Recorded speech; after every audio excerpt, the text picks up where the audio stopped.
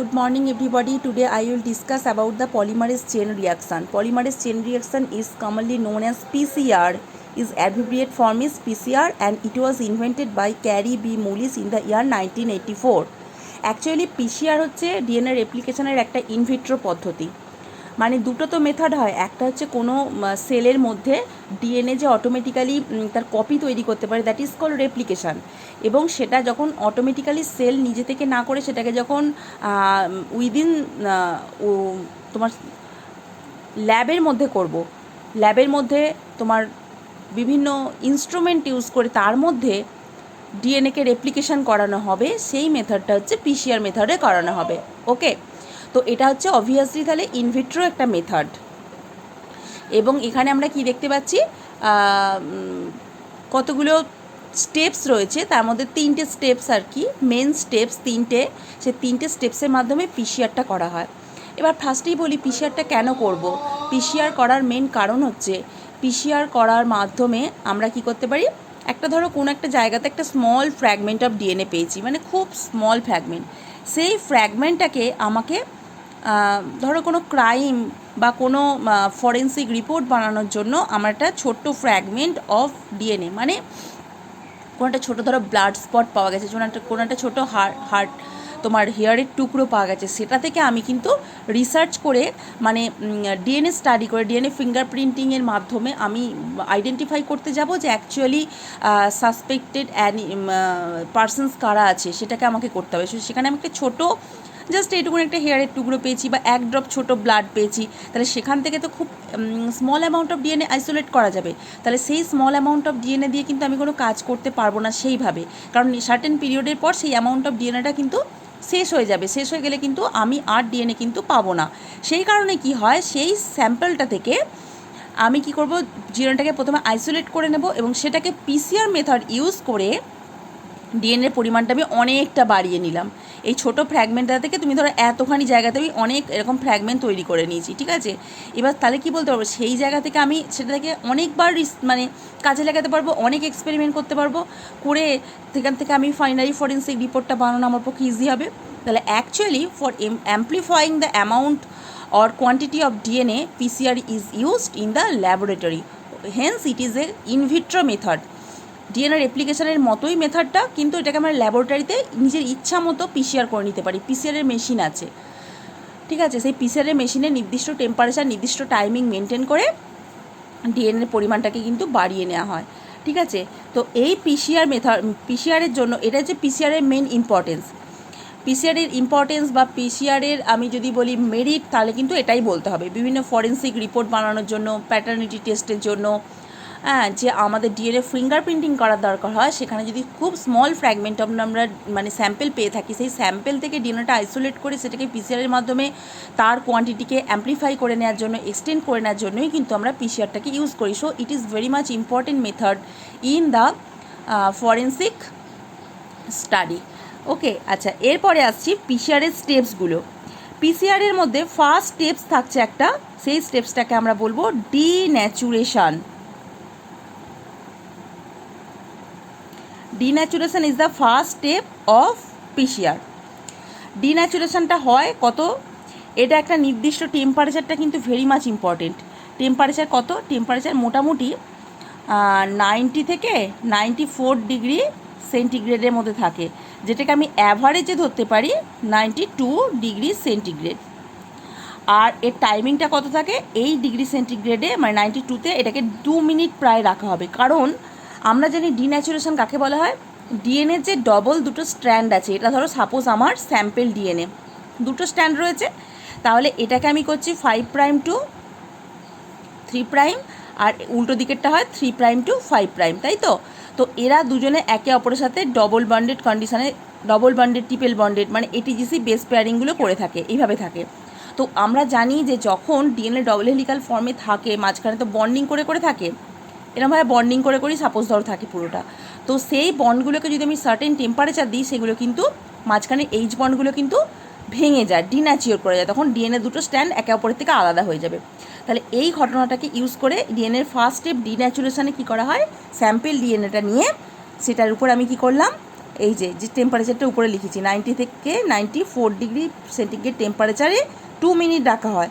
যদি এটাকে 2 মিনিটের বেশি রেখে দেওয়া হয় দেখা যাবে পুরো এইচ বন্ড তো ভাঙবেই, ভেঙে গিয়ে আবার এই যে ফসফোডাইএস্টারের যে মেন ব্যাকবোনটা সেটাও ভেঙে যাবে, মানে পুরো ডিএনএটা টুকরো টুকরো হয়ে যাবে। কিন্তু সেটা তো আমাদের এক্সপেক্টেড নয়, সুতরাং আমরা সেটা করব না। আমরা সার্টেন টেম্পারেচার মানে উইদিন 94, নট মোর দ্যান 94 এটা করব, 2 মিনিটসের জন্য রাখবো।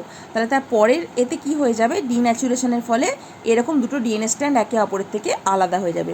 এই একটা স্ট্র্যান্ড এদিকে থাকবে আর এখানে একটা স্ট্যান্ড এই দিকে রইল, ঠিক আছে। একইভাবে এটা হচ্ছে 5 prime to 3 prime to 5 prime, 5 prime to 3 prime.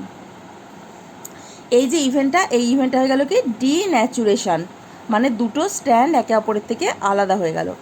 আচ্ছা, এর পরের স্টেপে কি হবে, সেকেন্ড স্টেপটার নাম হচ্ছে অ্যানিয়ালিং, ANNEALING। অ্যানিয়ালিং স্টেপে কি হবে, অ্যানিয়ালিং স্টেপে হচ্ছে এই যে আমি ডিন্যাচিওর যে ডিএনএটাকে পেয়েছি, এই ডিন্যাচিওর মানে এই যে কন্ডিশানটা, ঠিক আছে, এই কন্ডিশনের ডিএনএর উপরে আমি কিছু, আমরা ইন কেস অফ দ্য রেপ্লিকেশনও কী দেখেছিলাম মনে আছে, রেপ্লিকেশনে আমরা দেখেছিলাম না আরএনএ প্রাইমার যোগ করা হচ্ছে। কোন এনজাইম ছিল, ডিএনএ প্রাইমেস বলে একটা এনজাইম আসছিল, ওই জন্য প্রত্যেকটা স্ট্যান্ডে গোড়া একটা করে সবুজ সবুজ দাগ ছিল। ডিএনএ প্রাইমেসিসে একটা করে আরএনএ প্রাইমার প্রোভাইড করছিল, কারণ আরএনএ প্রাইমার না হলে আমরা সেখানেও বলেছিলাম যে নতুন নিউক্লিওটাইড সিনথেসিসটা শুরু হবে না। যেমন রং করার আগে প্রাইমার করতে হতো, এখানেও সেরকম নিউক্লিওটাইড সিনথেসিসের আগে কিন্তু একটা প্রাইমার মাস্ট। এবার সেই প্রাইমারটা সবসময় কোথায় লাগবে, প্রাইমারটাকে সাপোজ আমি এই রেড কালার ইউজ করছি, প্রাইমারটা কিন্তু অল টাইম এই যে 3 প্রাইম এই দিকে, তার মানে এইখানটাতে, এইটা হচ্ছে একটা আরএনএ প্রাইমার, এখানে কিন্তু আমি ইনসার্ট করব, এটা হচ্ছে আরএনএ প্রাইমার, এরও এইদিকে হচ্ছে 3 প্রাইমে কিন্তু আরএনএ প্রাইমারটা ইনসার্ট করলাম, ঠিক আছে। কেন এটা আর 3 প্রাইমে ইনসার্ট করা হয়, তার কারণ হচ্ছে আমরা জানি সবসময় DNA production occurs from 5 prime to 3 prime direction. তাহলে এটা যদি 3 হয় তাহলে এইটার ডিরেকশান আমি 3 prime to 5 prime to 3 prime, মানে এই দিকে তো এগোনোর জন্য আমি দিচ্ছি, এই দিকে এগোনোর জন্য, তাহলে এটা হচ্ছে 5 প্রাইম টু 3 প্রাইম, তাহলে এই ডিরেকশানে যাবে, এটা এই ডিরেকশানে যাবে, ওকে। আর 3 প্রাইম এন্ডে এর হচ্ছে OH থাকবে, এই দিকটাতে OH বন্ড হচ্ছে থাকবে, 3 প্রাইম এন্ডে OH থাকে। তো এইটা হয়ে গেল। বাকি এখানে যেমন এই বন্ডগুলো ছিল, এগুলো এর এখানে বন্ডিংগুলো সব রয়েছে, শুধুমাত্র এর 3 প্রাইম এন্ডে আমি একটা আরএনএ প্রাইমার অ্যাড করে দিয়েছি, যার ফলে নিউক্লিওটাইডটা সিনথেসিস শুরু হতে পারে। আচ্ছা, এরপরে এই যে অ্যানিয়ালিং হবে, অ্যানিয়ালিংয়ের টেম্পারেচার কত হবে, অ্যানিয়ালিংয়ের টেম্পারেচার কিন্তু অনেক কম, সেটা হচ্ছে 50 to 60 ডিগ্রি সেন্টিগ্রেড টেম্পারেচার অ্যানিয়ালিংয়ের, এবং সেটাকে রাখা হবে ফর 1 মিনিটস।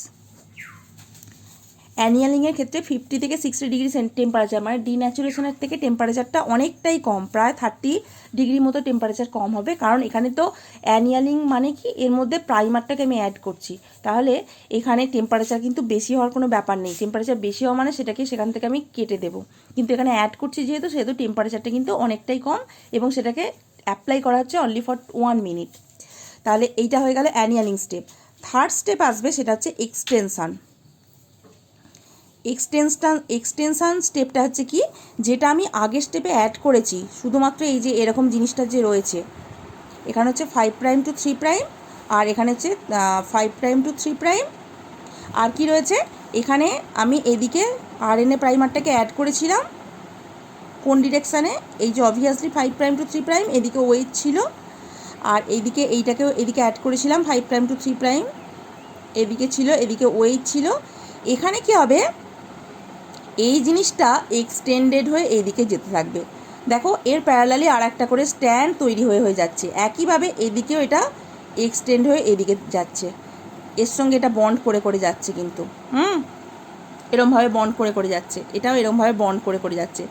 একটা সময় আসবে লাস্টলি এ কিন্তু একবারে এখানে গিয়ে রিচ করে যাবে, তাহলে এর এ পাশের এন্ডটা কত 3 প্রাইম, তাই তো, এর এ পাশের এন্ডটা 3 প্রাইম, এইভাবে প্রসিড করছে।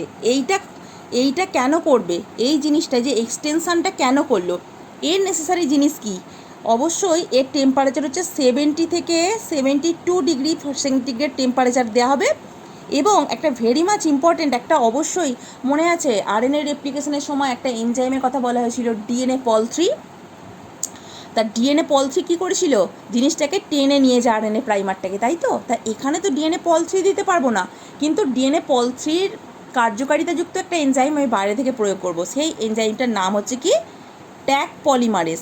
এই ট্যাগ পলিমারেজটাই হচ্ছে ইকুইভ্যালেন্ট টু ডিএনএ পলিমারেজ, পল3 আর কি।